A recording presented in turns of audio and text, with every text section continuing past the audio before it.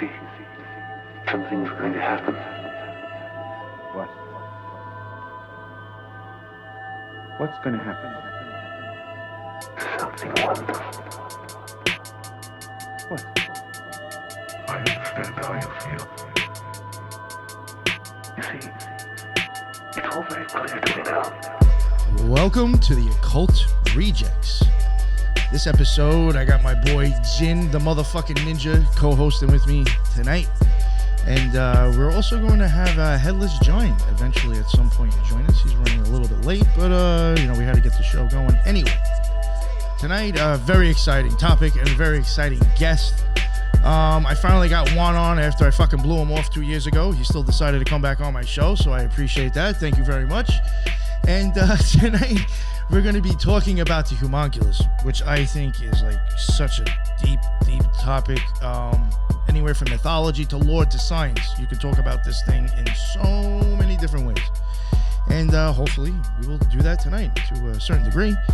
And I guess before we get to the guest, Jin, would you like to let everybody know, for the new listeners who may not know who you are, what's up, what you deal, and whatever you want to plug. Sure. Thank you, Nick. I appreciate that, boss. So I am Jin the Ninja. I have a show called Threshold Saints, and I'm actually really excited to speak with Juan. I always think Juan's cool, but I don't know what's going on. I'm very naive, I guess, very foolish, you could say, in that way. So I'm really excited to discuss homunculi and sort of the inner outer secret layer, and so I have a show called Threshold Saints. I talk about I guess the teleology of magic. I guess that's sort of what I've been discussing, and so if you're interested, check it out, Apple and Spotify, and you can follow me on Twitter at Wukong Reborn. Awesome, thank you very much. And for the other people, Headless, you can catch him at Headless. I don't know, I'll throw his stuff in the bottom. Whatever, check his links. And then finally, the guest, the chosen Juan. Juan, what is up? Let everybody know, please, introduce yourself. Let everybody know what your deal is, what your show's about, what you're into, and where they can find all your amazing work. Dan, it's been 2 years since we last spoke. It's been a minute, right? It's been yeah, that's wild. I think that was about 2 years ago, that conversation. I think it was. Something like that. Yeah. So you can find me over on the Juan on Juan podcast. I don't even know what it is anymore, but I guess I found my niche in the occult, the esoteric, alchemy, the homunculus, right? I consider myself the last living homunculologist in existence. Anyone else saying the same is a grifter.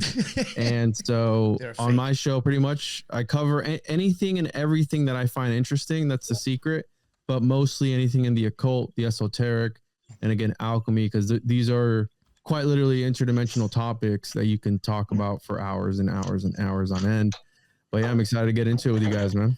Thank you, man. Thank you. And we'll include links if you want to after the show. Send me whatever links you want, and I will include those in the bottom so people can find your stuff. Yeah.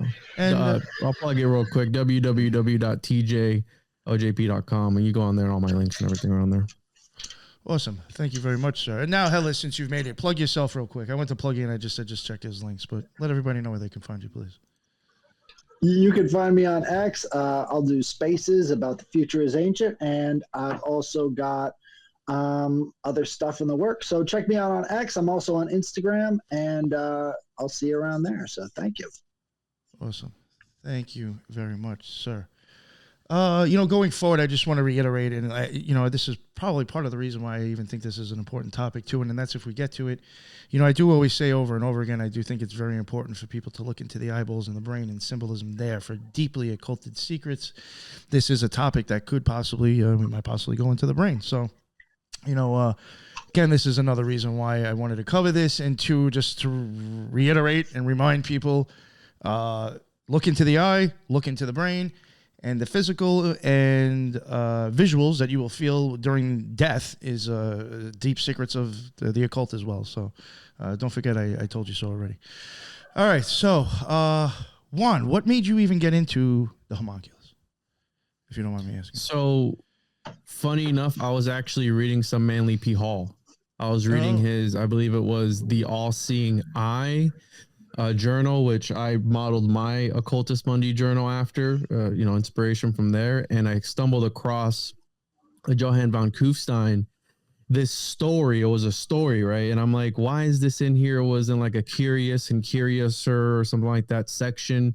And it was a story about this monk and this alchemist that allegedly, and he holds the world record for the largest homunculus. You can, Guinness or Guinness Book of World Records. It's in there. I mean, that doesn't prove anything, but the fact that it's in there, it's like, that's kind of weird. So I was reading the story and I was super confused as to what the hell they were talking about. So essentially a homunculus in the alchemical sense is an artificially created humanoid, right?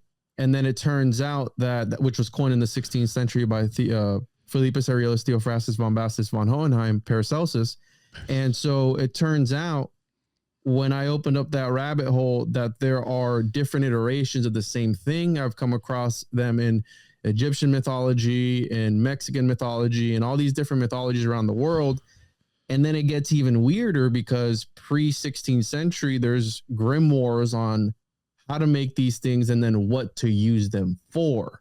So that's how I first got introduced to it. And then once you start diving into it, the Taoists were into it.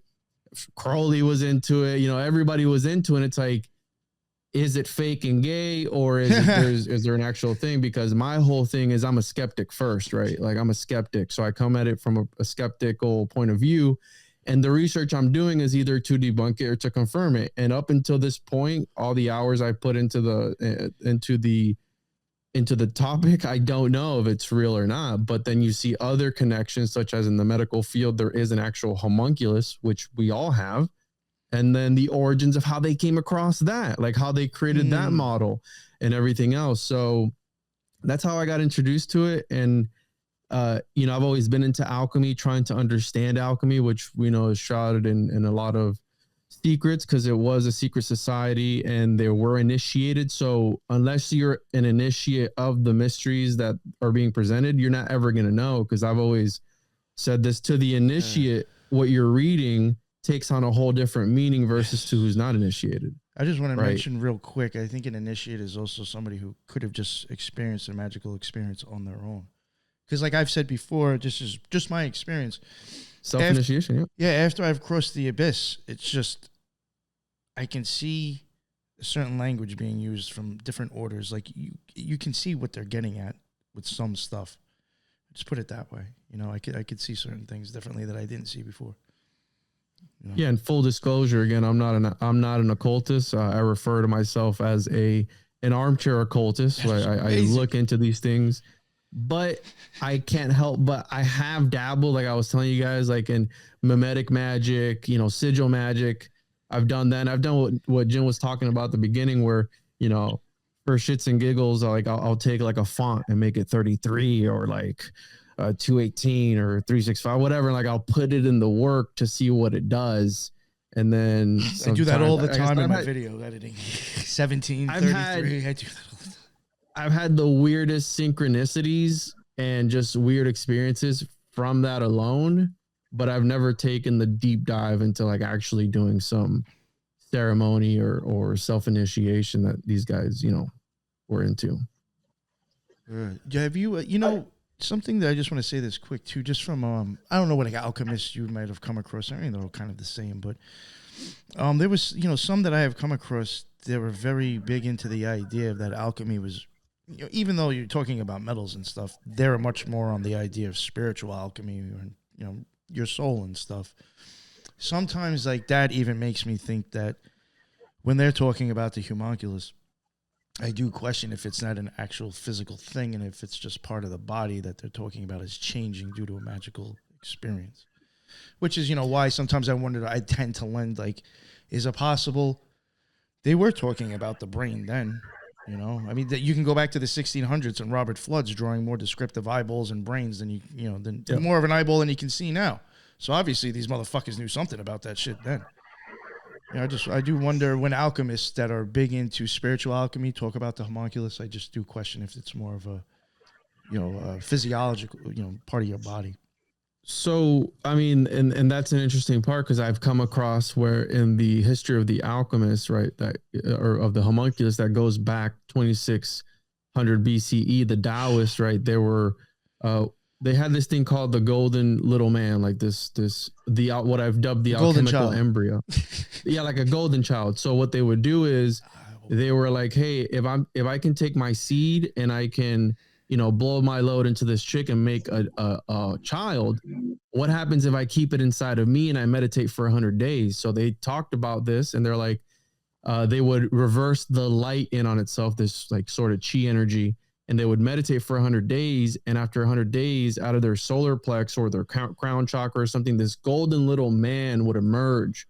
And the purpose of that was for that specific practitioner to escape samsara, reincarnation, because a piece of himself would be let out into this reality, and then he could pass on and not have to worry about the repercussions of having to reincarnate again.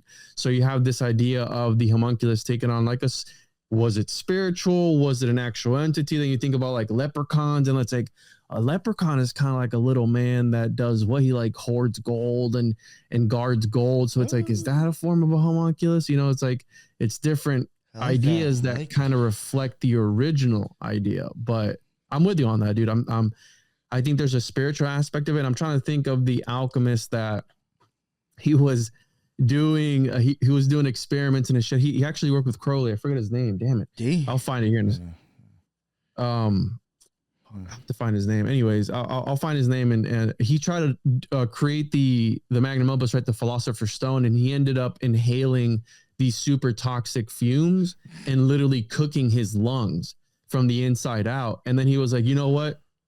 The Philosopher's Stone is actually, philosophical or spiritual. So he's like, that messed me up. I'm not going to mess with that anymore, because he had lung issues for the rest of his life. That's horrible. His name. I think I've heard that story, actually. You know what I wanted to mention too, that before I forget, it's either the 6th or 7th degree. The homunculus is mentioned in the OTO initiation. Really? It's actually mentioned that you will be putting a demon inside of it before the ego returns. Now, what that means, I don't know, but it's definitely, look up the secret rituals of the OTO. Some of it is not correct, because I've done some of the initiations in there. But the things that are screwed up is like the guy, the names or maybe the grips, like all that secretive shit at the end. Some of that's incorrect, but from my experience, most of it's on point. So I am wondering if that is correct. It might be somewhat on point. But look that book up and look up like the last degree in there. It talks about the homunculus and trying to stick a demon in it before the ego returns. Let me find this book here real quick. The one that talks about this guy. He's got a famous name. I forgot his damn name. But tell you the truth, believe Israel Regardi. Oh, yeah. How the fuck did I not? Oh, jeez. Yeah, that was like Regardi. That was Crowley's Stone. Read that book. Crowley was fucking that dude up. By Joseph C. And I always mess up Lejewski or Leszewski. It's like he's got a weird name. In that book, at the end, this guy talks about creating Albertus Magnus was his teacher. Albertus Magnus. There was this. Albertus Magnus, but it was a guy. I know who he is. I've covered him before. Yeah. He made an android. No, so you're talking about the 16th century one. I'm talking about another guy. I'm talking, who had a school in the Albertus 80s. Magnus. You're talking about old? Is this guy old or young? This guy you're talking about? He passed away, but he had an alchemy school. I believe it was over in Utah or somewhere over there. Okay. No. And old he pressured this Joseph guy into creating a homunculus. Like he was like, you got to do this. And he writes about it, of course, right? It's like, hey, did you get any pictures or did you get any? It's like, source, trust me, bro. Like I did this, and I wrote about it. It's like, all right, well, you didn't do shit because you didn't get pictures of it, right? This is in the 80s, 90s. He could have where's the proof? Come on. Yeah. But would you say the last degree of what? I think it's in this again, the book isn't like 100% on point, but there's a lot in there that is, I would say probably 80% of it from what I looked at. I could be wrong. It's the secret rituals of the OTO PDF. Type that in PDF. Might be hard to find. I looked at this before, yeah. Yeah, the homunculus is mentioned, I think, in the last one. Oh yeah. This is by Francis King. I've looked at this before. I think somebody brought it up to me.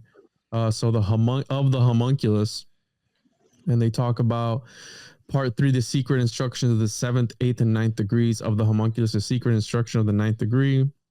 This is the book, the Homuncula Pistola, the the story that Crowley wrote about how to create a moonchild, essentially. And this is what they say inspired Jack Parsons into doing his Babylon working ritual. Because allegedly, right, if you read Moonchild by Crowley, it's about this fight, you know, the White Lodge, Black Lodge, over this unborn child and this lady.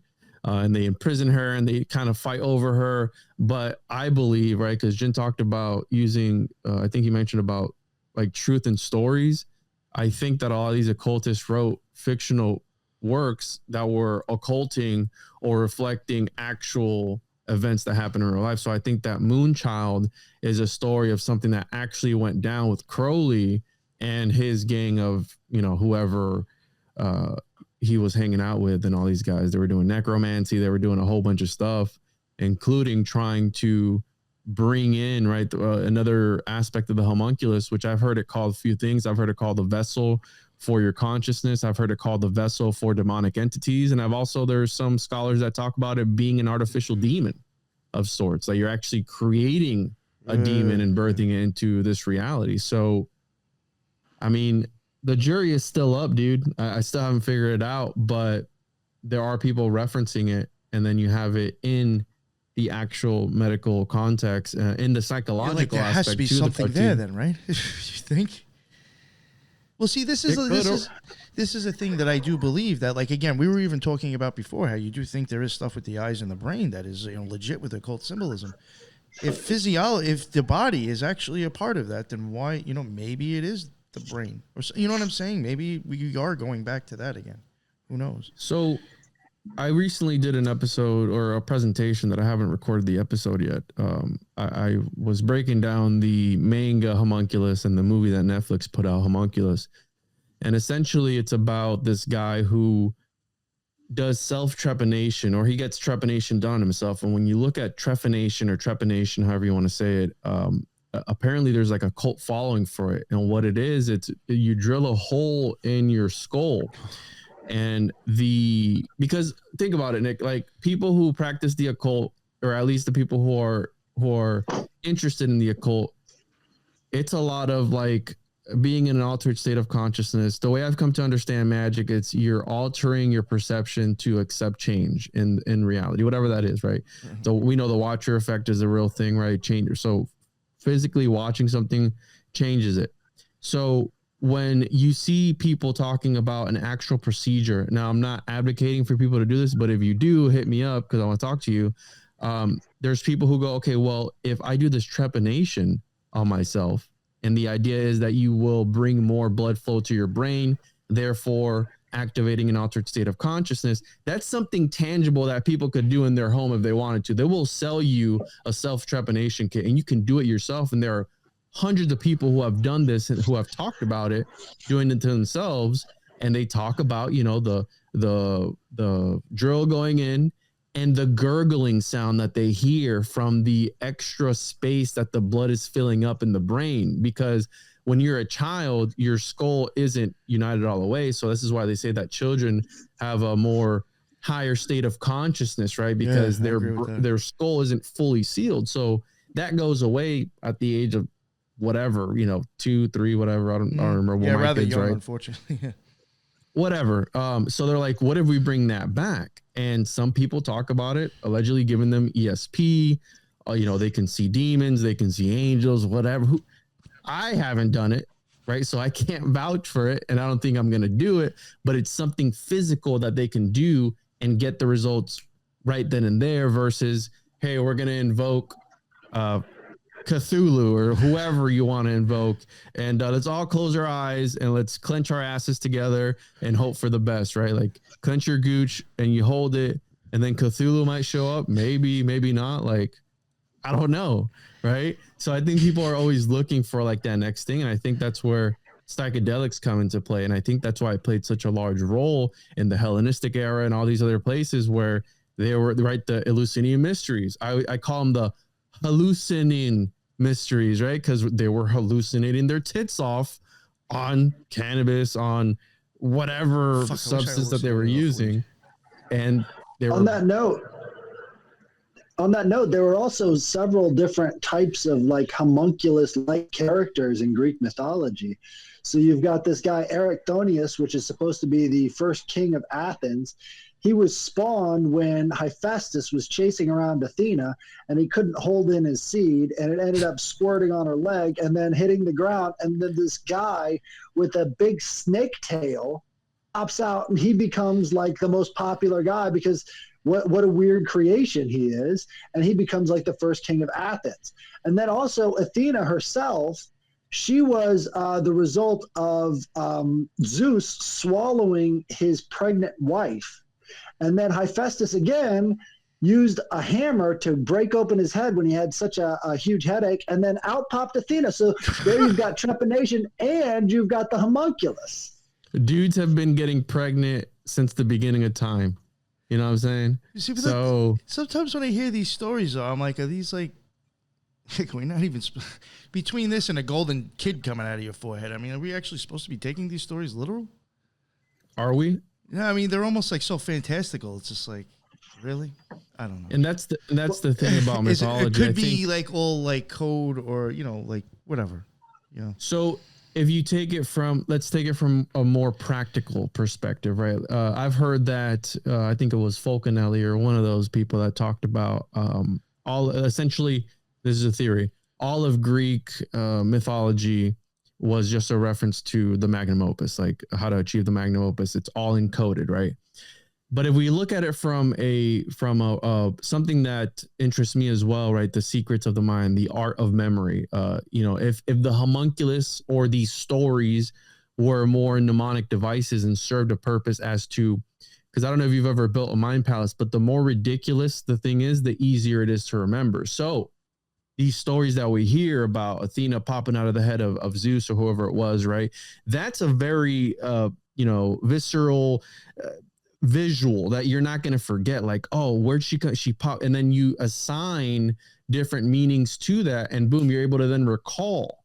And that's why it's mythology and it's stories of, and then, right, you have I agree with this. Scandinavian mythology where it's stories with the same gods and different, in a party in this one, at a different place in this one, and they're all doing different things, but it's right, the homunculus as a mnemonic device where maybe they were all just memory palace techniques and they've survived history because of how ridiculous they are, right? So we have to take that into account as well. I mean, well, the alchemists had a very different cosmology than a lot of their contemporaries, and it really did mirror a lot of what the cosmology was in the ancient Greeks. So they believed in the emanations in ancient Greece with people like Parmenides. And so from that Parmenides source, which was like the source of all sort of scientific knowledge, because he came up with the idea that knowledge cannot contradict other knowledge, from that point onwards, the scientific method was basically alchemy, and it wasn't changed until very recently. You've got the famous, I guess he would be the Dr. Galen from the Latin period, who, worked on all these big, Caesar characters and stuff. He was very much in that tradition, and Galen's four humors were very much a part of the medical establishment for hundreds or 1,000 years afterwards. They really didn't build off of Galen. Up until the 18th century, yeah. Aristotelian biology was a thing up until the 18th century. So, Jin, you want to add some stuff, dude? Well, you've said a lot. All you guys have said it's been a really interesting conversation, I'll just say. But even to go back a little bit to closer to the beginning, I even thought that the name of the book was significant because it's the 7th, 8th, and 9th. So it's like the light from Netzach to Hod to where it's all rectified in Yesod, and Yesod is where the truth is. So to bring it back to something that Juan said at the very beginning, like the truth is our reality is real, and the truth is that there's also more than our reality. And it's like there's an inner outer secret layer, just like how that's the lower part of the Sephirotic tree. But it's also like the primary part of the Sephirotic tree. It's also where everything really happens. So I think that, there's definitely like metaphysical layers. Like I totally agree with Nick that there's a clear biological but I also agree with you, Juan. Like, I think that there's a power in story, and there's a power in like how you tell it, and like the Mind Palace. This is like, I think something they probably Theosophy borrowed it from Buddhism directly, but it's like the primary sort of like seat. It's the seat of ultimate reality, is what we call it. So it's like, where is it founded? Like, what is the foundation built on? It's the Lotus Throne. So you could say that's very Rosicrucian, right? But really, what is that? It's like, it's all the same. I think that's what Juan is saying that I find really interesting. I don't know if you go down that or fuck with perennialism, Juan, or like you kind of have like opinion on that. But like, that's what I kind of think with what you're saying. It's like, you're saying that there is something that interconnects the philosophy. There's something that is like a metaphysical layer. There's a biological layer. And yeah, sure, you can say that there's like a layer of stage play that can manifest in our reality, but that's not full work. That's just like a little teeny part of it.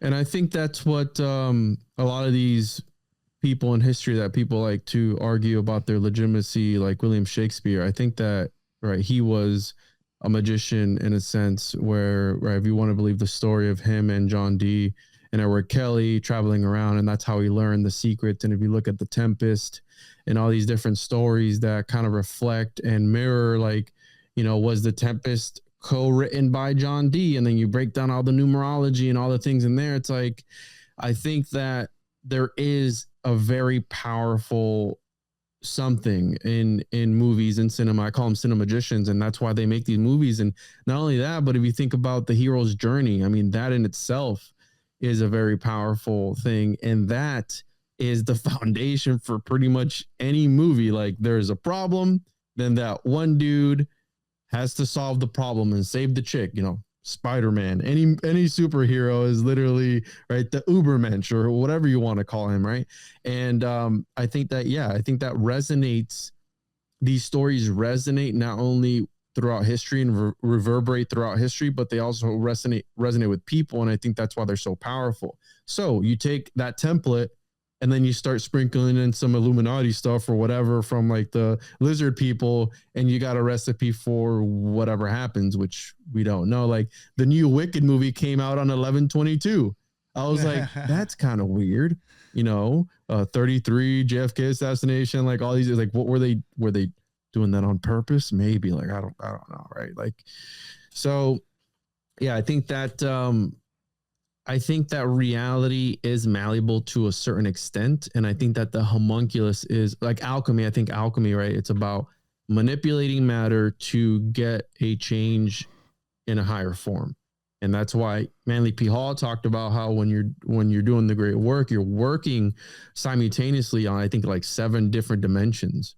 So I think it's a very powerful form, and it's a technology that I think has been used, and the homunculus plays a role because similar to how these Hellenistic people, they were animating statues. Well, that's a form of the homunculus technology, because they were doing what? They were drawing down the gods into these statues. The Egyptians did it. The Mesopotamians did it. They all did it.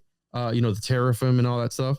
They were drawing down these entities into these statues to divinate towards them. So then the alchemists took it a step further, and they're like, what if we do that of blood and bones? And then Crowley was like, hey, let's take this elemental or Babylon or whoever, whatever goddess or god, and put it into this fetus, and that person's born. So I think that a more realistic expectation, I don't think that all elites, and by elites I'm talking about like people in political power, any wealthy celebrity, I think that they're not actually lizard people, but homunculus, because the fact that similar how talismanic magic has evolved throughout history, if you look at a homunculus, it's like a blood and bones talisman. So, and it's been simplified as much, and we know this is true, as long as this person is born under this astrological alignment, they will have XYZ energy, and they radiate that. So that's why you have like the Kardashians. Almost all of them did surrogacy. I'm not saying that babies are homunculus. I call my kids homunculus. I mean, whatever. But the point that they boast about what astrological sign their kids are. But it's not just the astrological sign. It's the astrological alignment. Then the numbers behind it, because it's all math. I mean, I think that the Pythagoreans were onto something, right? That God is number, and I think that by you shifting around the numbers, the gematria or whatever you want to call it, you can bring forth some effect into reality, whether it's a good one or a bad one. I think that there are some schools that are on something. I don't think that the dudes, I think me and Nick talked about it, the gaymatriists of today, they're like, this thing happened on the 33rd Street, and then murder equals 69, and this dude's name equals 69. Therefore, it's a ritual. And it's like, all right, but a ritual for what? Yeah, that's no, I don't. Yeah. What ritual? What grimoire are they for? Like, what are they doing? And then that's it, dude. Cliffhanger. Move on to the next thing. It's like they don't ever answer what it means. So I'm like, confusing. Why are they making these homunculus?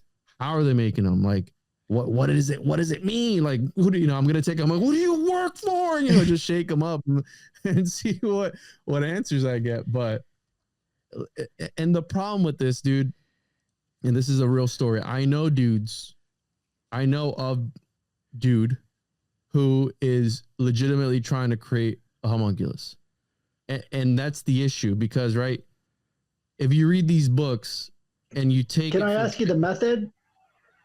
Well, can I ask the method? Yeah, I'll tell you the method. When you read these books and you take it for face value because you're not an initiate, right, into the mysteries, they mean something completely different. And the problem is that there is a Florida man who is reading it at face value and trying to do 100%, ingredient by ingredient. Fuck. One of the methods is you behead a cow, right? You behead a cow, you sew its orifices up. But before you sew it up, you put, your water while still warm inside of it, right? And then you sew its vagina up, and you plug its anus and all that stuff with a stone and all that stuff. And you take that corpse and you put it into a room with like 40 windows, all facing to the east side and all that bullshit. And then after 40 days and 40 nights, right? Weird number. This thing will come out of it, this blob, that then you have to shape into the form of a man, and then you take this other powder that you created and you throw it on the thing, and it'll grow. You have to put it into a vessel, and then it'll grow skin, right? Like this whole thing. What? Another one of the steps that I missed, my favorite step on the cow carcass, you actually have to beat the cow carcass to a pulp with the largest dog penis you can find. Now, how do you find the largest dog penis? I don't know. How do you know you have the largest dog penis? I don't know. So the problem with this being, right? So you get this being through this weird ritual, is that there's dudes reading it and trying to do it following those directions.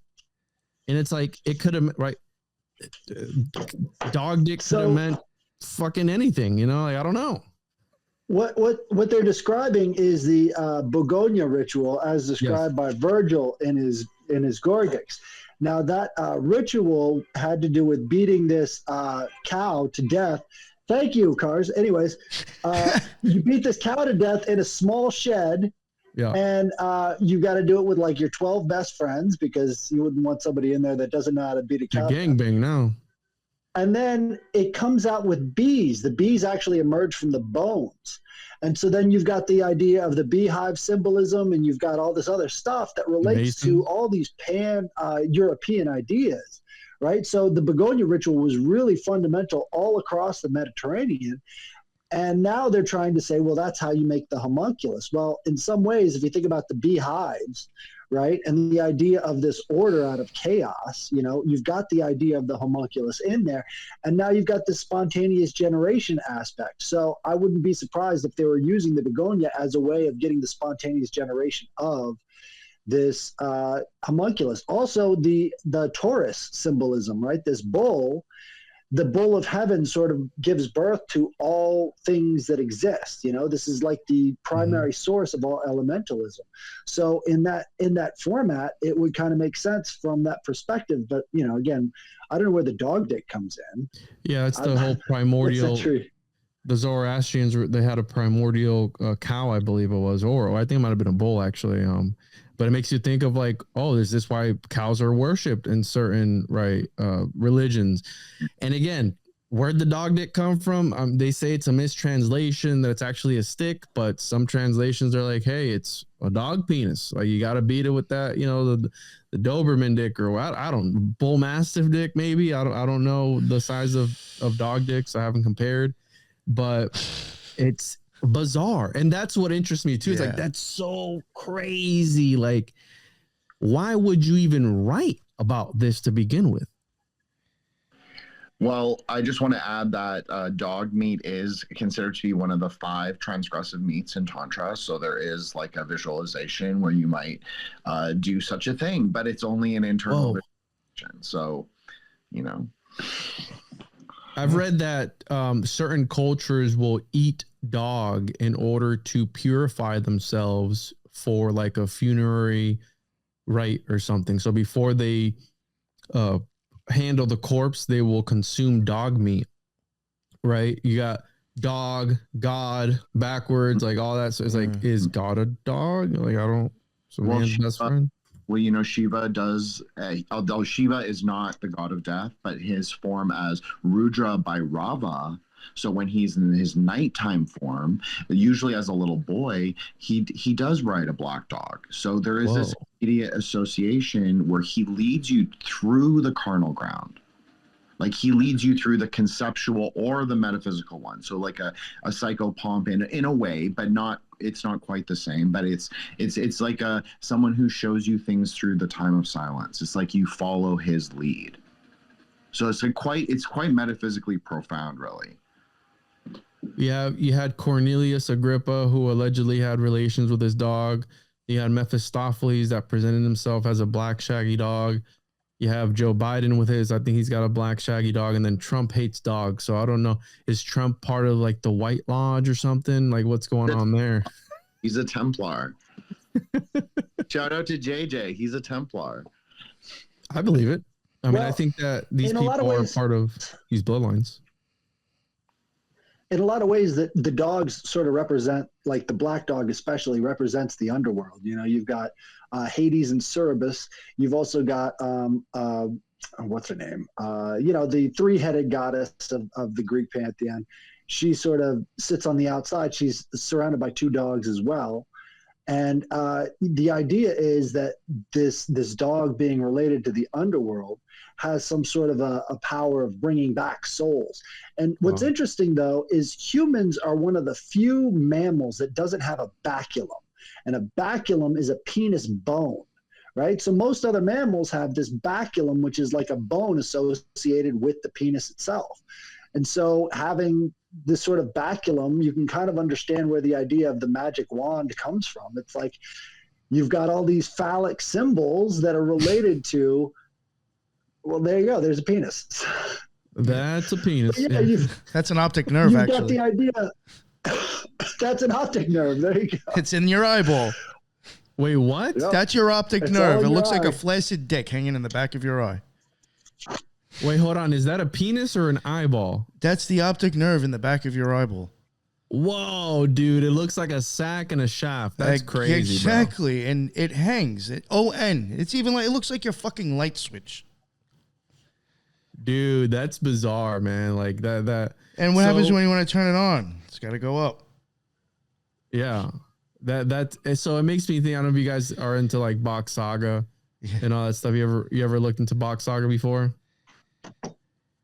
How, essentially all the military, apparatus was actually a sort of birthing operation, if you will, that the sphere and the swords and everything was actually, it's all phallic, right? So it's all dicks.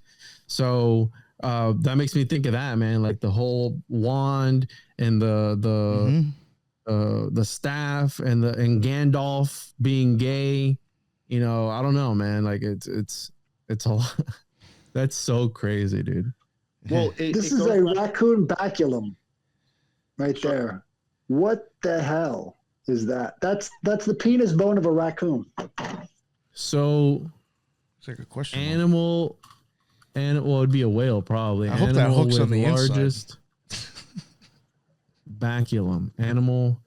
So it is a walrus, actually. The walrus penis bone. Their baculum can reach up to 1 meter long, which is significantly larger than any other mammal.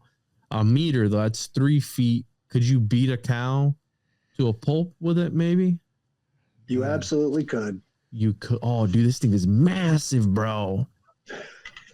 Dude, it's That's like why a John sword. Lennon was the walrus. Yeah, the biggest. That's why John Lennon claimed to be the walrus. Really? No, I'm Dude, picking I've it been up. Oh well, It's like I I've get the been biggest listening to mask. a lot of the Beatles lately, but post drugs Beatles, which is like a weird sound. Like it's like they were tapping into some stuff, dude. But yeah, I wonder if people made these into weapons. I could see like Eskimos making this into a sword, bro. Ooh, Oh, there is, getting killed with a dick bone. bro. Very Right metaphysical. there. Walrus Very baculum. metaphysically powerful. Dude. You'll come back as a homunculus if you get beaten to death by a walrus baculum. Ancient Alaskan fossilized Usik. What's an Usik? Yeah, Usik, Alaska. Man, the shit you start talking about once you start getting down these rabbit holes, man. Talk about walrus dicks and. There was something interesting that you said. I mean, you said a lot of interesting things, Juan, but I think something you said earlier was about the Aristotelian medicine, and then to even push it back further to the Aristotelian dialectic and the idea of the Pythagorean cult and sort of like what is first cause? Is it the 1? Is it the 2? Is it the 3? Is it the 4? Is it the 5? I think that's really profound, but I think it also goes back to like, we'll call it the dick question, because that is like first cause. That is kind of like the first rib, right? That's like the Adam Cadmon, that's like his rib, but it's like from that organ. So it's like, is Eros the cause, or is it something else? Is it the word? Is it the thought? So I think that's something really interesting, because humans do have intimate relations for pleasure. That's sort of like what makes us human. It's not just like biological, right? So I think that's a really interesting, like very deep question. Check out this Usik that I pulled up here, dude. It sold at auction for, they sold at an auction, but for anywhere from 700 to 750 to 1200, you could own this bad boy. This is a walrus dick. You could beat somebody, dude. I'd keep this in my truck or by my door if anyone broke in. Death by walrus dick. That is crazy, dude. Man, I'm gonna get me one of these, man.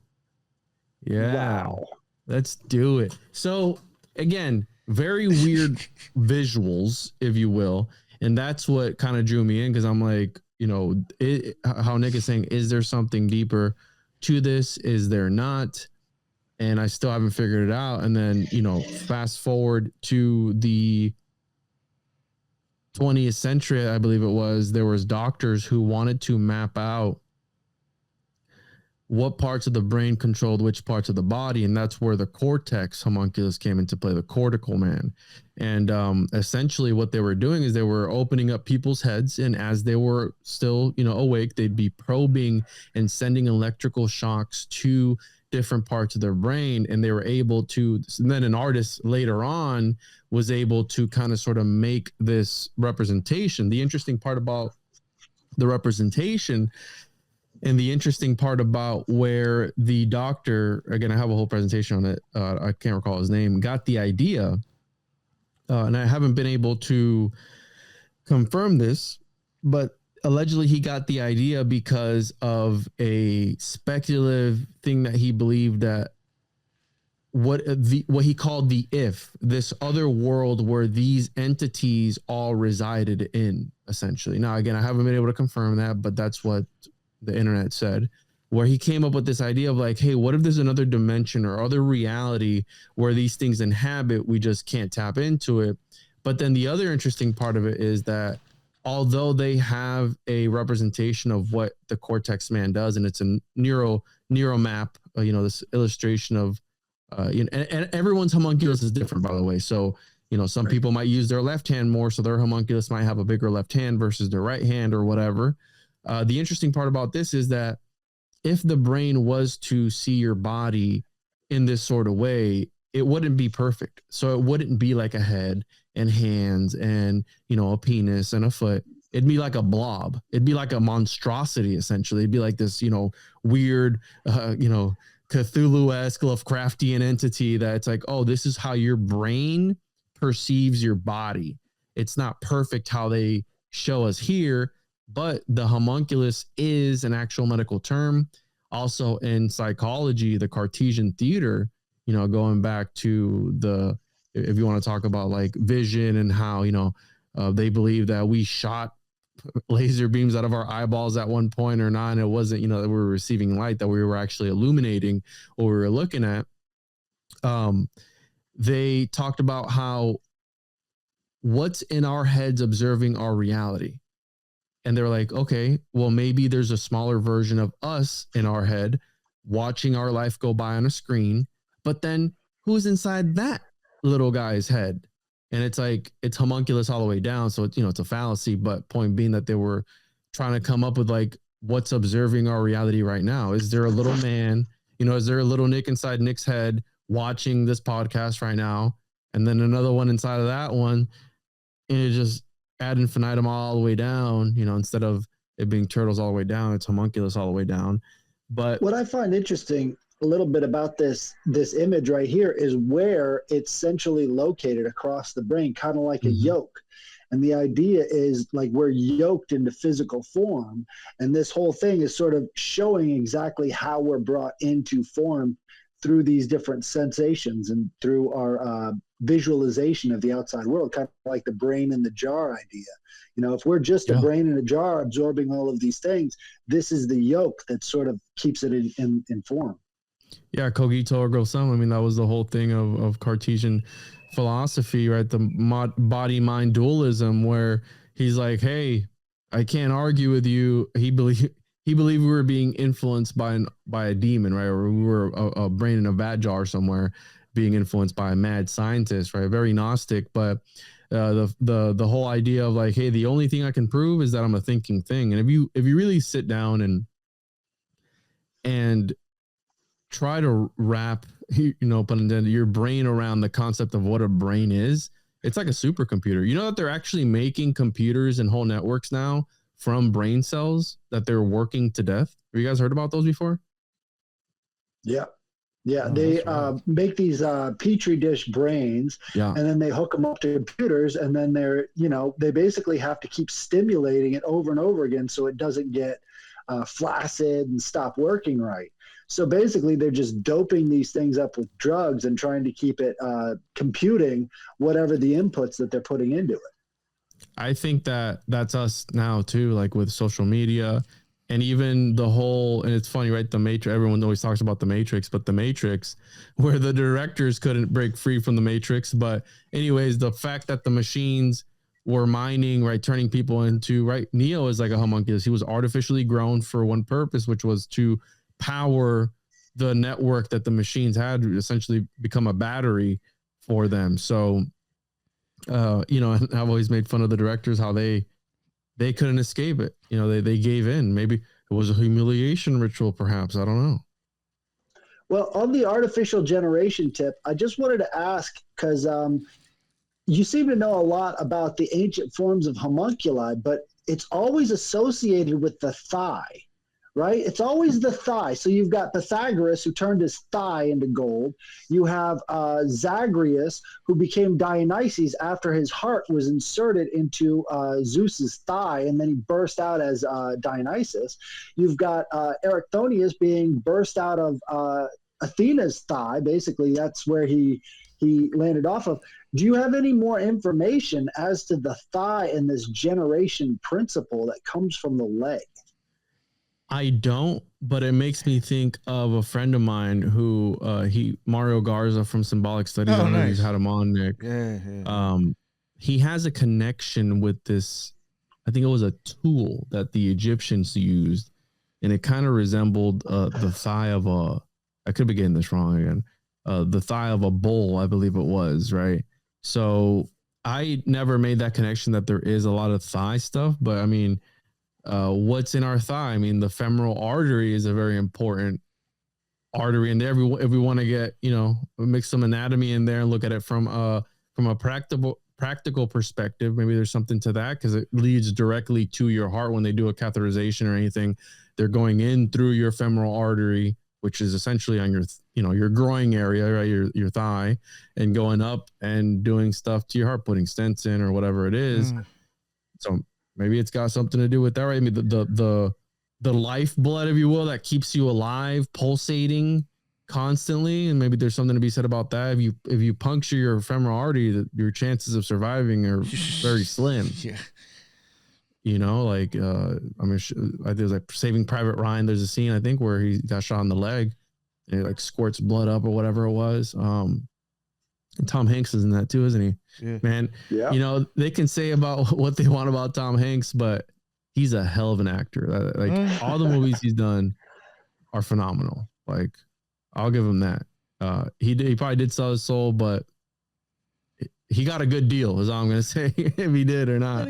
But no, I personally don't have anything, but I think if you were to ask Mario, I think he'd be able to break it down more. It's got to do with a ceremonial tool. Well, I just wanted. I go back. Oh, go ahead. Oh, thank you. I just wanted to add that there is a notable contradiction in the Zohar talking about the wound of Jacob, which was on said to be his right thigh, whether that is Netzach or Hod. Now, why I say that there's a contradiction is because there's two different accounts of it, of you placing the right or left, wherever you place the Adam Kadmon, like what sphere it would be. But there's also an idea of what's called self-generation in Buddhism. So you visualize yourself as the Adam Kadmon.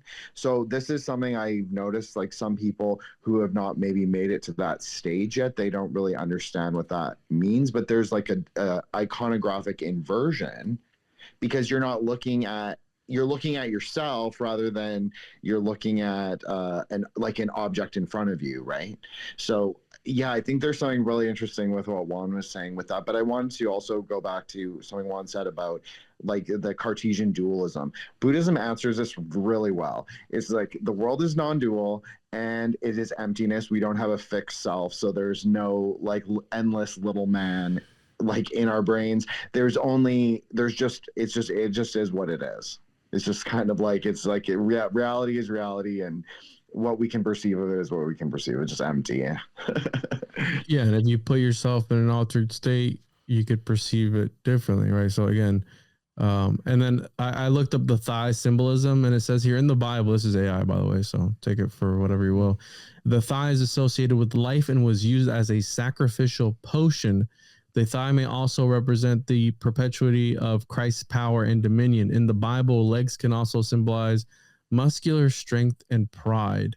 So again, more to the thigh symbolism there in the Bible, and it being, again, that life force. Like if you think about it, it's in Genesis too. Yeah, that's so interesting that you say the life force, because that's like exactly how the Zohar describes it. It's like the moon is where the life force and fortune are rectified.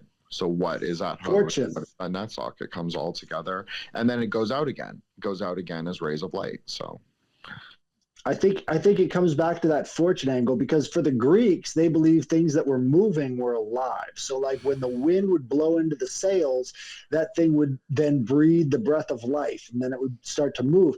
And the movement principle is, found first in the thigh before it even reaches the ground. That's where all of the momentum is going to be stored in. And they would always talk about how muscular the thighs are and everything else. And the idea is this is what's going to give power to, and look, if you look on that leg right there, it's the top of the sensory homunculus would be that thigh sort of idea. So it's like, this is the thing that gives it life. It has to have that thigh that is power. And for instance, Tyche, the Greek goddess of luck, was associated with the open road. And the road that you're traveling on is going to determine that fortune. And Pythagoras turns his thigh into gold. So if you're even taking that from an esoteric concept, he's showing that everything he does is correct in its motion. So it's kind of weird for him to pull up his dress and show you that his thigh is now made of gold. But if you take it from an esoteric concept, he's showing you everywhere I go is blessed by the gods. It's blessed by this, godly flesh, which would be the gold. So I have here in Genesis 24:9, and the servant put his hand under the thigh of Abraham, his master, and swear to him concerning that matter. And there's people talking about, like, did he touch his sack or not? Like, is it a euphemism for touching the scrotum? Blah, blah, blah. So again, kind of sort of holding his thigh in some sort of way. And if you think about it, right, you when we look at thighs, it's one of the strongest muscle groups that we have, if not the strongest. And it just makes me think of, have you guys ever worked out like your thighs and like got like super horny after, because like all the testosterone that that your muscles produce?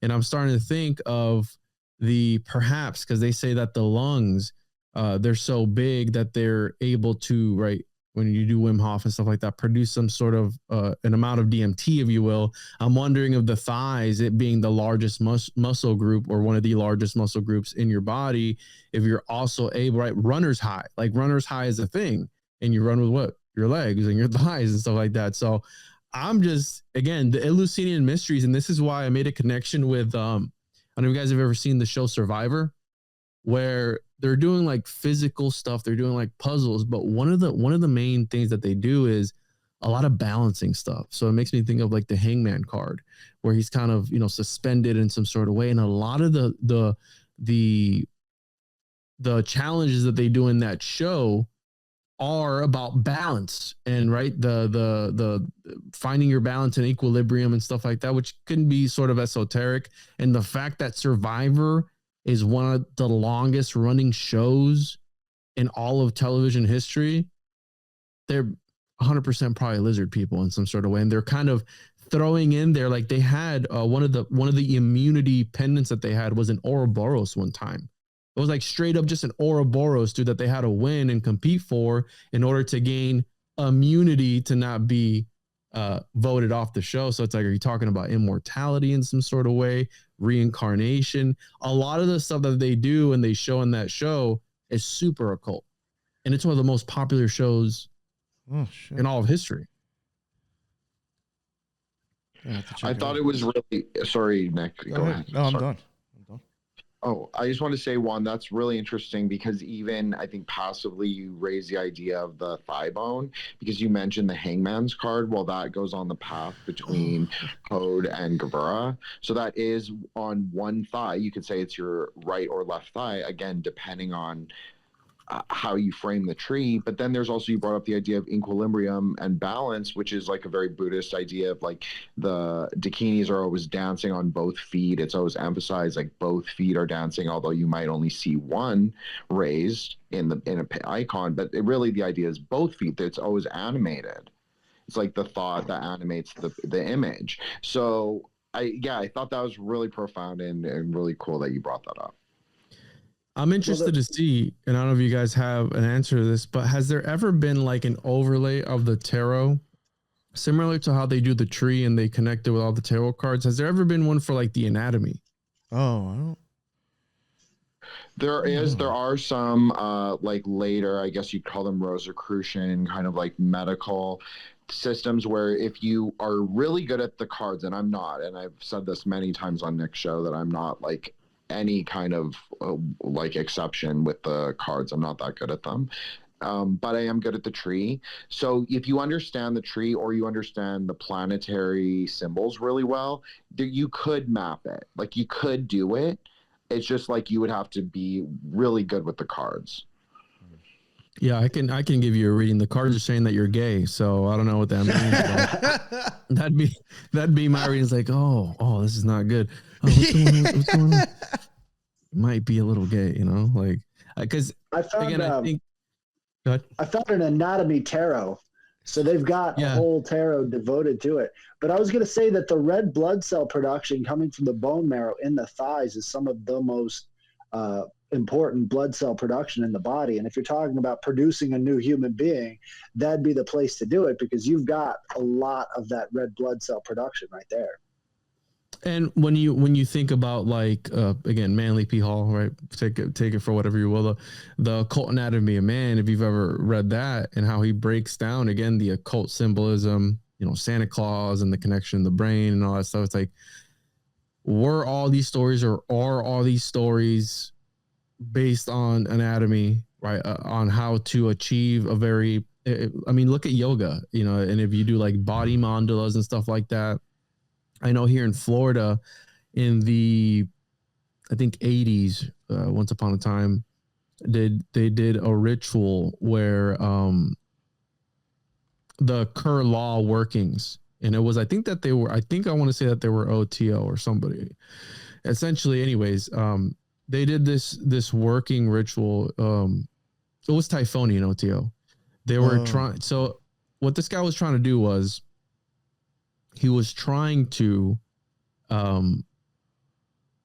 simulate an abduction, and they were able to do that with, again, form of sex magic. So essentially, the way that they did it, he was put in a dead man's pose, and he would lay down, but he was wrapped up like a mummy, but the only thing exposed was the tip of his dick, right? And his chick was zapping it, I think, with like a wand or a vibrator or something, and it would, like, he was edging himself essentially, and he used that to, again, essentially what he said was that he was taken by these aliens, and he was, I guess, used in some sort of Cthulhu gangbang or something, and he was impregnated with a numerical parasite. And when he came out, he said that I forgot which Liber it was of Crowley's, but that essentially Crowley had this whole mathematical concept and this whole thing within this. I think it was Liber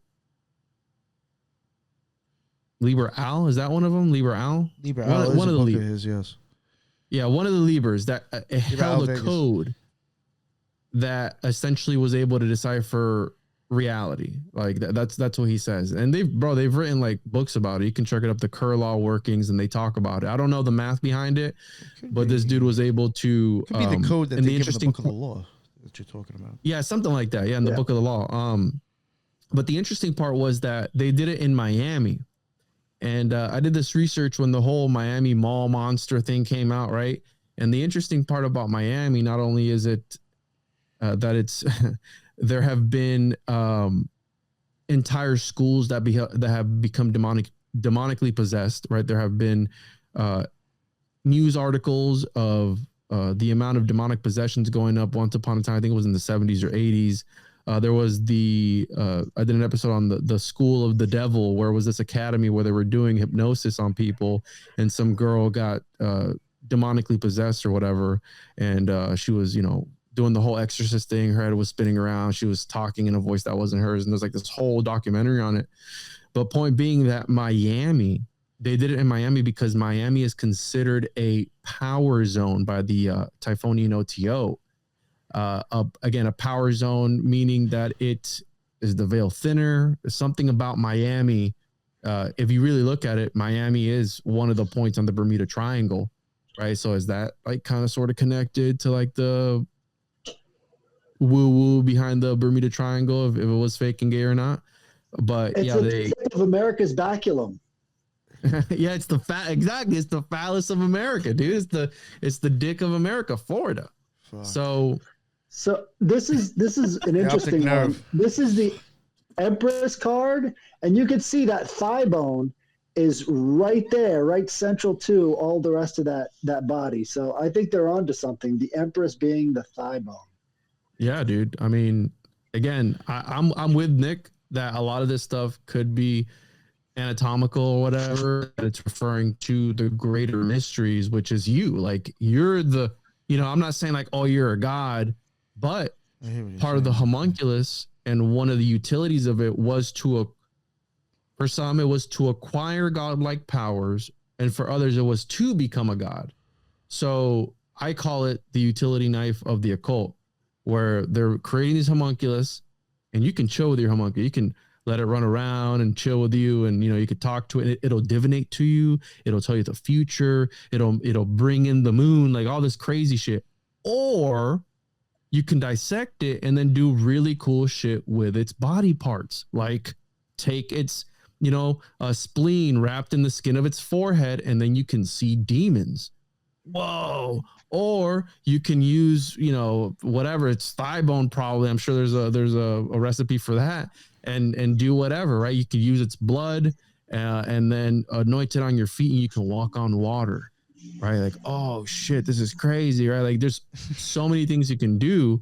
Or you can just let it grow into old age, and according to Paracelsus, when you would let it grow into old age, it would go into the wild and become a mythological creature like a giant or a dwarf. Or is this what chimeras were? Because there was also stories of like Jabir bin Hayyan creating chimeras, like, dude, it's the possibilities are endless. It just makes me think of like where we got I haven't been able to find an occult connection with like Pokemon, but it's all elemental, right? Like every Pokemon, every little chimera has its own element, and it comes from there. So back again to the whole homunculus thing, the manga homunculus and the concept of where the Cortex Man came from is kind of like that, right? He allegedly envisioned a different reality that these monsters were in and were inhabiting, right? Is that the theory of forms? Is that again the upside down? Is that the clip off? Like, what is that? Like, we don't know. I'm still trying to figure it out. Well, speaking of the manga, definitely Pokemon is Kabbalistic, because you imagine it like this: the Pokeballs are negative Sephira, so they contain like a void or a vacuum, another dimension, and then the little monsters live inside the void or the vacuum, and then they're called out by their name. So it's just summoning That magic. even sounds like you're actually invoking. I choose you, scrotum unculus. Like scrotum. Is the Pokeball the Orphic egg?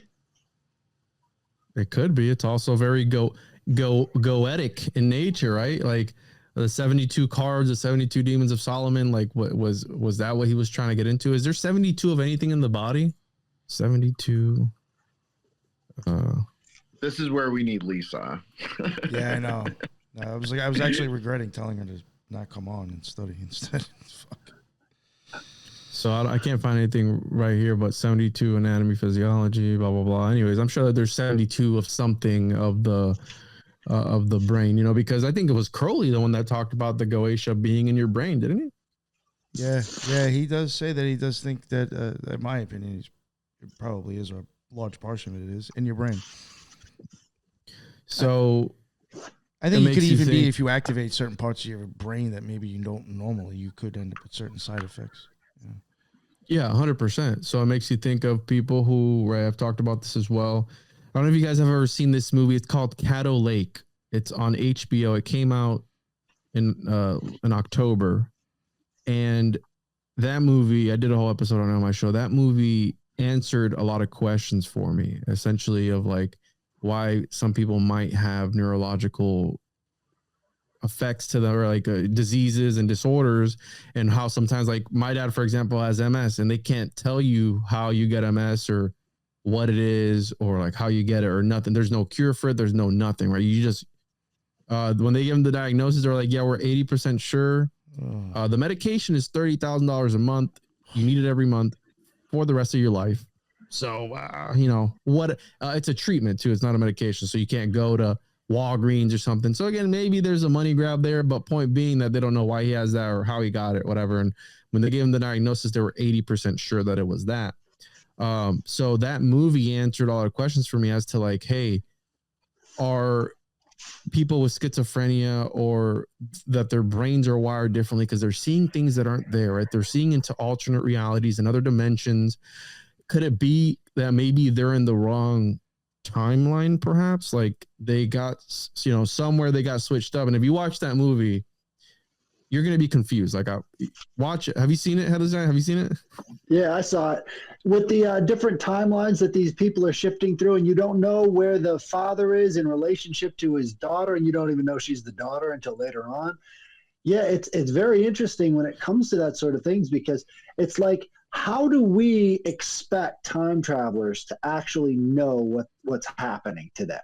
Yeah. Or what's happening around them? You know, I mean, we all think that, you know, these things moving between dimensions or whatever are like some higher form of consciousness, but they could just be as confused as we are. Yes. Like my buddy from Cryptids of the Corn, Justin, you know, shout out to him. He talks about how like Mothman is just like an interdimensional raccoon.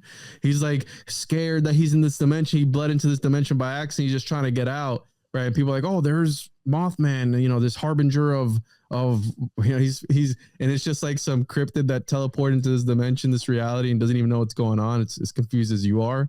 So dude, that movie, if you watch it, you will be confused. Like and that movie messed with my mind because I watched it and then I couldn't stop thinking about it for like the next week. So I had to watch it again to like connect the family tree. And I'm like, what? I had to watch YouTube videos to figure it out. Like I couldn't figure it out. Well, if you wanna really get down into what I think they're talking about, you got to read The Fourth Phase of Water by this guy named Gerard Pollack. He gets into the idea of these easy zones, and these easy zones have an electric charge. So when they're talking about this land changing state based off of whether or not it was dry or wet, there's something going on with the water and the reaction to these different places. Now, if you think about it, we're changing timelines because we're all part of this water system on the entire planet, and there's a resonance there. And when we're damming up these rivers and lakes, we're actually changing the dynamic on the surface of the planet of these, you know, watery bodies that actually have a certain algorithm that they use to move in. I mean, if we look at how water streams down, it's not all chaos. There's definite mathematical formulas that are involved that are inside of our bodies as well. So understanding the fourth phase of water and understanding the water wizard, what's his name, the guy from the Nazi Bell experiments, right? So all of these different aspects of water have everything to do with ourselves and how we move through time and how we relate to other people. So having that perspective really starts to shift our awareness from, you know, thinking of water as being basically unimportant, but also being vitally important to life, to actually being sort of like the central focus of what life is. We're just water experiencing itself. Wow, dude. I love that. And it makes you think of like Atlantis. Like, was Atlantis just an altered state of, right? I mean, people say that Plato made it all up and it's all fake and gay, but take it from, again, not a literal thing. Take it from, you know, a mythological sort of story. And again, another mnemonic device of like, hey, these people, and it's all about water. Like it was swallowed up by the water. And then when you think about like rivers, and there was this one book, I forget the name of it. I have it written down somewhere, where it was like, I think it was called Time Rivers, or how every river, you know, civilizations have always flocked to all these rivers along the river. Like the river is, right, we're talking about the lifeblood, but the life force of certain civilizations. And even Egypt, I mean, right on the Nile, like it's all, I think it's all connected in some way or another. And I think that the alchemists were onto that. And again, it's a form of technology, and you can look at it from, right, are you on the Flammarion path? Are you in the Paracelsian path? Are you in whatever, the wet method, dry method? There's different ways to achieve the end goal, which is the magnum opus. But sure enough, all the dudes that achieved the magnum opus, well, they fizzled out of reality. So we can't ask them, you know, what the specifications were. Like, hey, we can't be like, hey, dude, so what do you see on the other side? They just cease to be. We can't. Well, it goes back to the Eleusinian idea, is you have to experience the mystery. You can't be told about the mystery. And I think that's the real thing that we're missing out on, is, you know, maybe it has to do with our primordial nature, because all the things that the alchemists do talk about going back to that primordial matter and then building yourself up again from that point onwards. So the idea maybe with the thigh is this is like one of the first primordial building blocks of life. You know, this is where you get your red blood cells from. This is where your motion is from. All these aspects kind of build up from that point. And so that's why they talk about it so much in these different myths and stories and things like that. It's like the primordial is what's missing. We're all up in our heads. We don't realize the soul is throughout the body. The soul is the water. The soul is consciousness, you know? I'm trying to see what the, stages of an embryo, like when the thigh forms. The heart forms first, allegedly. You know, I've never seen it, so I'll take their word for it. But the heart, right? And the heart is the. Lisa's talked about this. Her and I even had an inside joke about this because I'm doing a series on Twitter, a speculative, like a parafictional series on Aeon of the Daughter. But the idea is like Lamed, so like love or the heart is the cause of knowledge, Path 22. So it's like there is something really funny there that the heart develops first because that's like the first to perceive reality in a true way. Love. Yeah. No, and I think that love is I think love is the secret, like, of the mysteries, because love is something that, I don't know how many of you have children, but you can't describe the first time you look at like your kid for the first time, like in that room, when you look at them, like that's love. I can't, right? How you're saying you have to experience the mysteries to know it.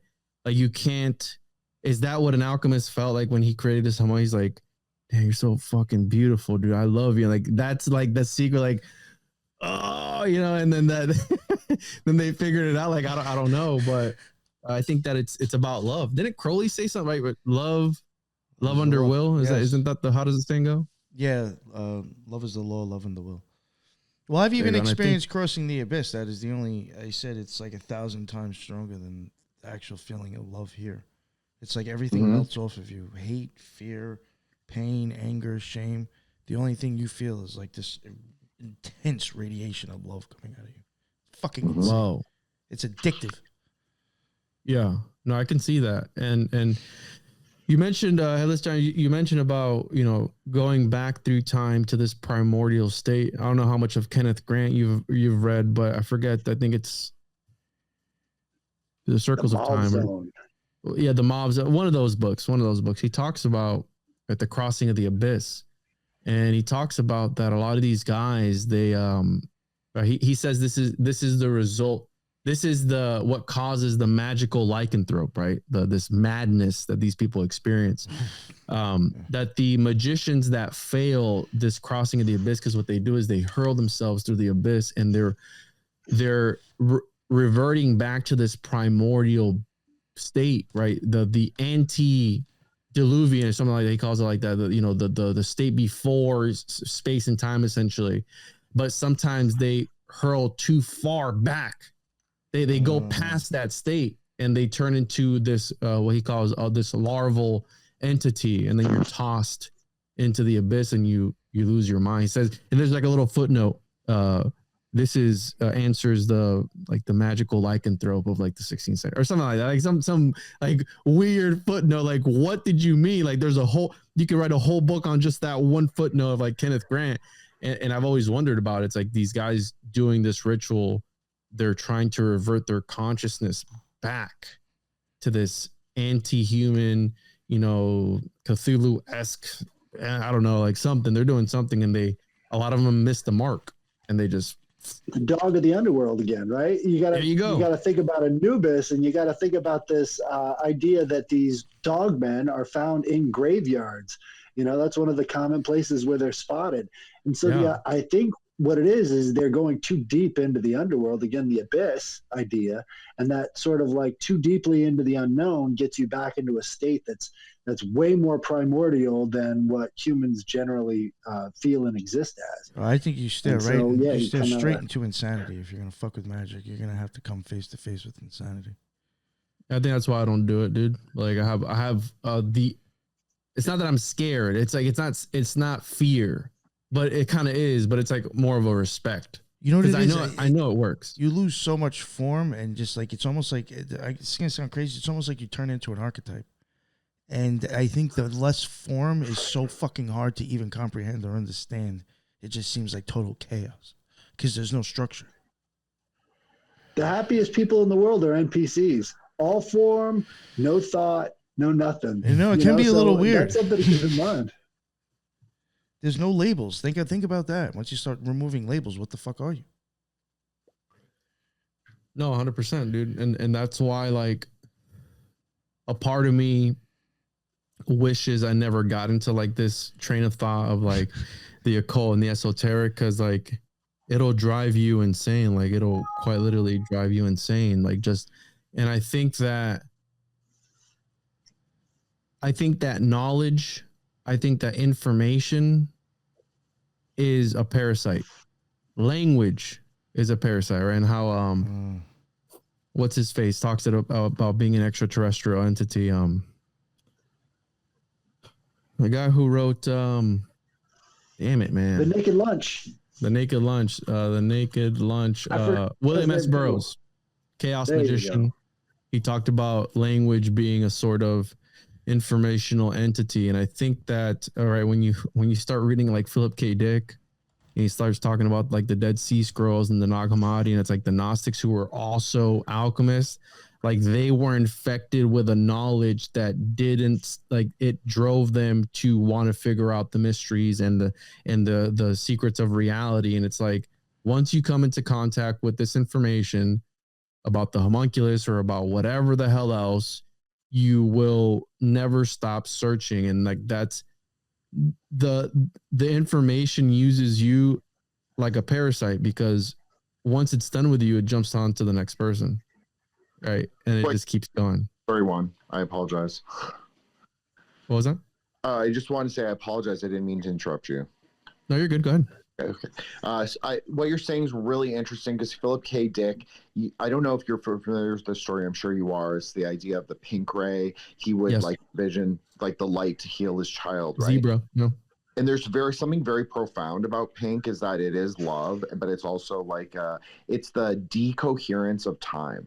That's even how it's understood in quantum computing. So there is like this secret sort of like fifth dimension, if you want to call it like that, that is produced, that is like it's creative and destructive at the same time. It's kind of like a paradoxical color, but it's very powerful. Non-spectral.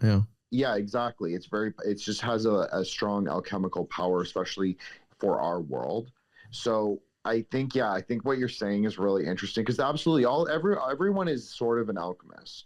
And to offer, like, yes, Nick is the wild magician, and he knows I like love and respect him for that. But I will say there is a safe and a somewhat more reliable method, is that you follow like a wisdom science or tradition. I think Nick's like capable of like throwing himself through, but there's also an idea where you can walk through. You can walk through a threshold. So that's how it's often described in the Zohar. So I want to offer that. I think there is a way to think about reality is it is your great work is actually reality, but you don't have to throw yourself forward.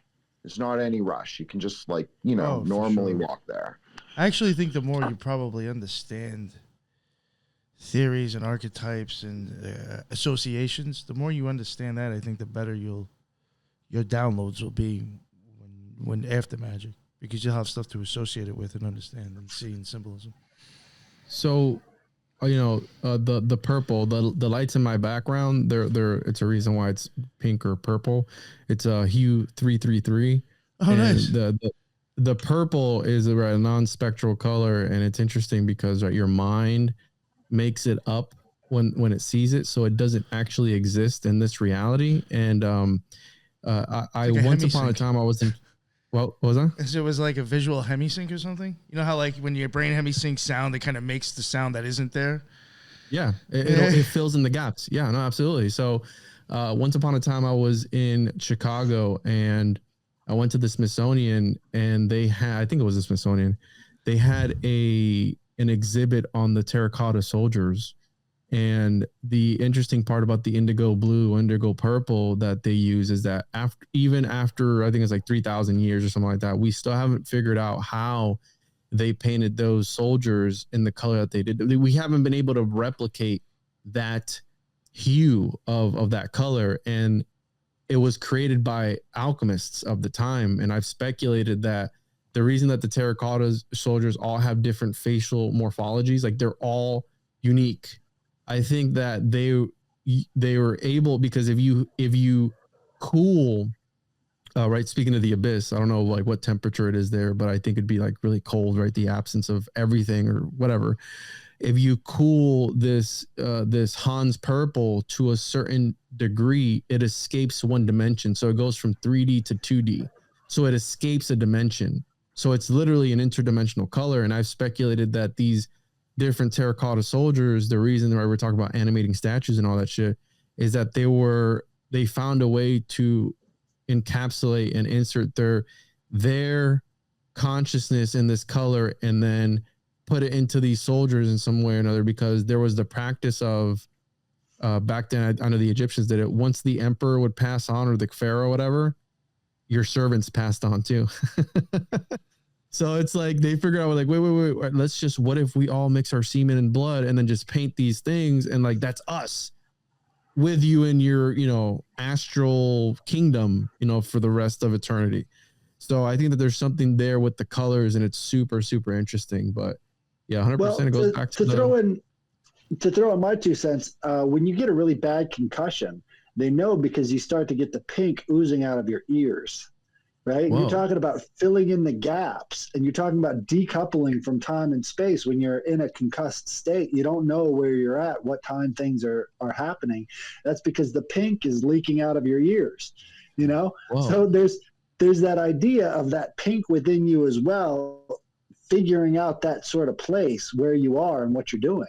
And without it, you know, your spinal fluid leaks out. Where are you anymore, dude. You know? Whoa.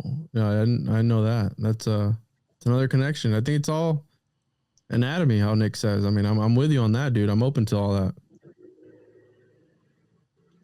Well, shit. I'm glad other people are entertaining the anatomy, because, you know, I don't know. It just felt like it needs to be looked at. I really do think there is something there. It does. We need a doctor who's into the occult. Yes. I know we've all run across like bones in the woods. We've never actually seen the baculum. So for some reason, when you find a skeleton in the woods, it's missing that. Like something is taking that away. That's one of the first things that's taken by another animal. So that could be like an indicator to other animals or humans that this is the most magical part of the body. This is the most valued by other animals. The dick bone. The magical phallus. That's it. That's the secret of all reality, dude. The dick. Well, the phallus is only one secret one. You need a yoni as well to, you know, union. It's the union of wisdom and method. It's not the soul, right? The 2 is the prime number. Yeah, that's why I call it the cosmic cum shot. I think that's what all reality is, dude. That was the Big Bang. There's this just reality coming into existence. I mean, that's the whole thing with like sex magic and the orgasm and everything, right? Like if you look at that sensory homunculus, again, the gonads are on the inside of the brain. Like if you're looking at the curve of the brain, the gonads are right there in the middle, right next to your pineal gland. So all of the other stuff combined, you're talking about sex magic being one of those central forces on the sensory homunculus. Yeah. No, definitely. I think that again, I'm attempting to write a book on the homunculus. I wrote an 88-page essay, I guess you could call it, that I put out under my Occultus Monday. So whenever I do finish this research, because the problem is once you start looking, you start finding more stuff, and then you want to add that. So it's like a never ending. I'm going to attempt to write a book on the subject and connect all the dots, like from, you know, the Taoist all the way to the, you know, 21st century Epsteinian homunculus that I've talked about too. I think that Epstein was into, you know, Crowley, and I think that they were, there's evidence if you read the Liber 367 and you look at the Zorro Ranch, where it's at, the land of enchantment, the whole Trinity site and everything. I think that they were, because if you follow, he was trying to impregnate, I think it was like 33 women in that ranch with his seed to continue on his legacy or something like that. I think that they were trying to create homunculus in some sort of way. And maybe that's where he went. Maybe Epstein didn't really kill himself. And he just transferred his consciousness into one of his homunculi, dude. Oof. Yeah. That's bugged out. Watch Battlestar Galactica Reimagined series that explains all of it. And also watch Juan, because he also explains this. Reimagined series? Reimagined. Yeah, it has to be the reimagined one from the early 2000s, like 2004. Yeah. All right, I'll check that out. It's on. Yeah, all about rebirth and how the story is told before. It's about the apotheosis of the word. It's about like using the plant extract. It's sort of the revelation of the word. It's sort of how to understand the word in material and contemporary context to people who've forgotten about what it means. So I think you'll find it really interesting. And Juan, if you ever want to come on my show, I'm just shouting it out now. Sorry. Yeah, dude, for sure. Put him on the spot on the show. Just let me know, man. Just shoot me a DM or something, or an email. Yeah. Have Nick give you my email, whichever. Awesome. We'll make it happen, dude. Okay, Nick, don't be mad at me. I just thought that was funny you did that on the show. But Do I care? well, yeah, guys. I actually Anything have else? another show here at 9. Oh, okay, all right, But I'm yeah. So ready we'll let you get going. Actually, that's an hour and a half is perfect, and we're right around. Yeah. There, so thank you. This was actually a really great discussion. I would really like to have you back on again, Juan. We'll talk about some other occult stuff. I thought, Yeah. it was really good discussion. I really liked how we all had different ideas and angles from it. And that's what I like to do on the Occult Rejects. I like to be able to get a bunch of different people's opinions on the same topic, and everybody got along, so that was great. Again, Juan, please let everybody know where they can find your stuff.